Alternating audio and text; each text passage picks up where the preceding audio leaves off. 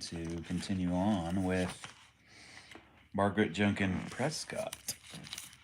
Not Prescott, Preston. Margaret Junkin Preston. In the Rime of the War from the book Breachin' Brook. Number 8, section number 8.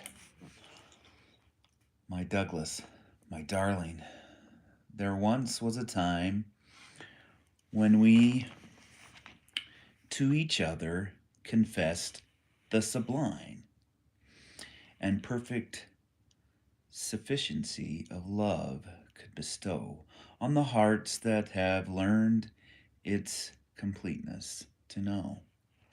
We felt that we two had a wellspring of joy that earthly convulsions could never destroy. A mossy, scaled fountain, so cool and so bright, it could solace the soul. Let it thirst as it might, 'tis easy, while happiness strews in our path the richest and costliest blessings it hath. 'Tis easy to say that no sorrow, no pain could utterly beggar our spirits again. 'Tis easy to sit in the sunshine and speak of the darkness and storm with a smile on the cheek. As hungry and cold and with weariness spent, you drop in your saddle and crouch in your tent. Can you feel that the love so entire, so true, the love that we dreamed of, is all things to you?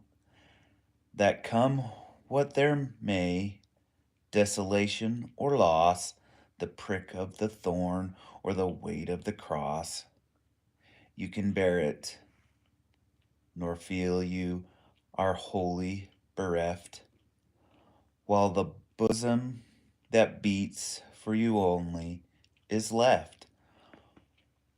While the birdlings are spared that have made it so blessed, can you look undismayed on the wreck of the nest?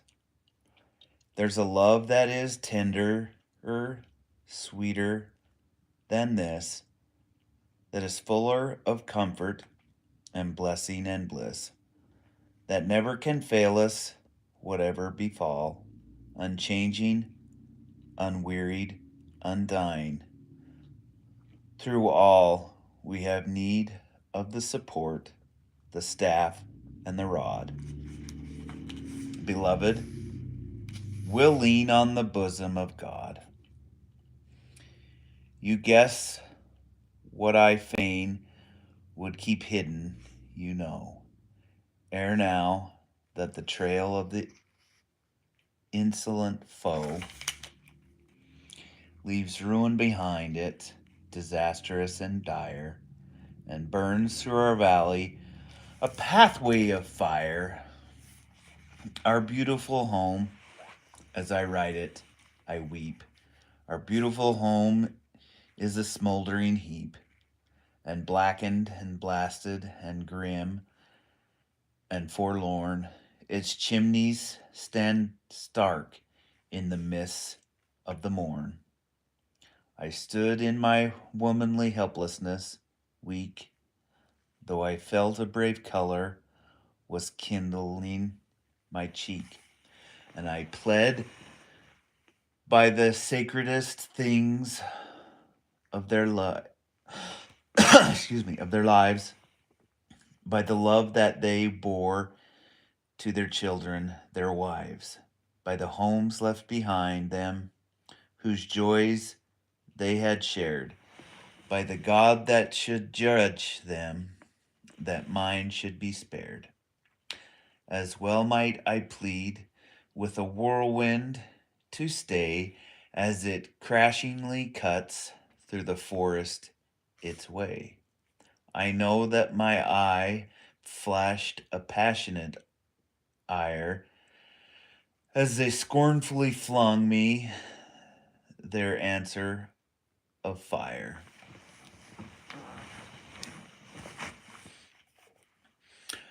Why harrow your heart with the grief and the pain? Why paint you the picture that's scorching my brain?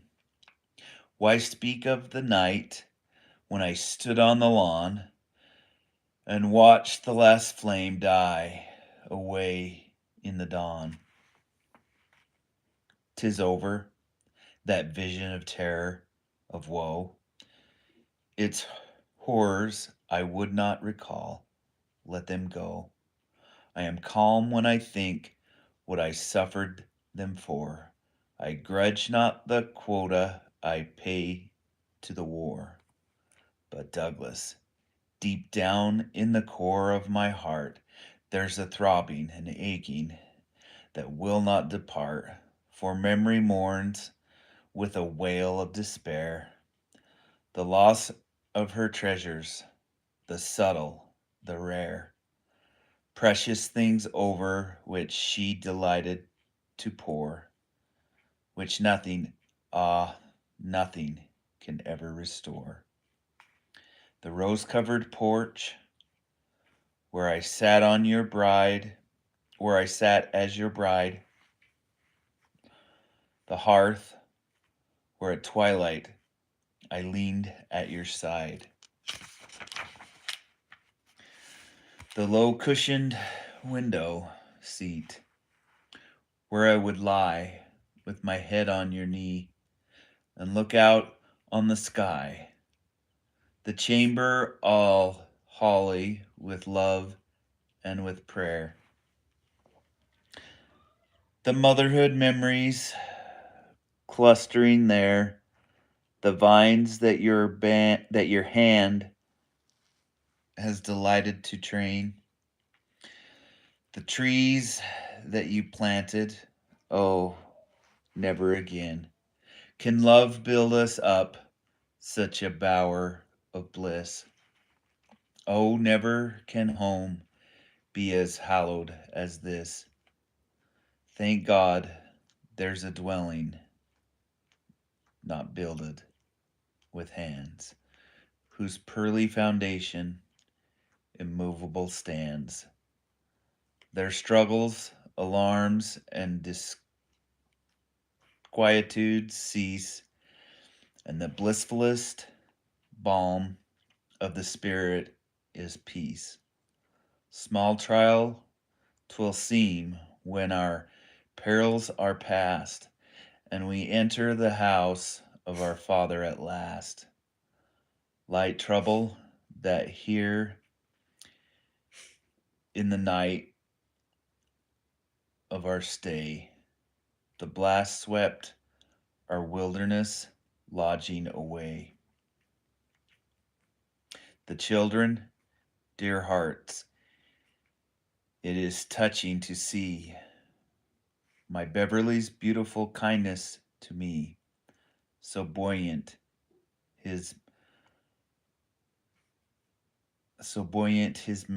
mien, so heroic, resigned. The boy has the soul of his father, I find. Not a childless complaint or regret have I heard, not even from Archie, a petulant word. Once only a tear moistened Sophie's bright cheek. Papa has no home now, 'twas all she could speak. A stranger I wandered, missed. A stranger I wander, missed strangers. Let's see. A stranger I wander, missed strangers. A stranger I wander, missed strangers. And yet I never, no, not for a moment forget that my heart has a home just as real, as true, and as warm as if Beecham Brook sheltered me too. God grant that this refuge from sorrow and pain, this blessedest haven of peace may remain. And then, though disaster still sharper befall, I think I can patiently bear with it all. For the rarest, most exquisite bliss of my life is wrapped in a word. Douglas, I am your wife.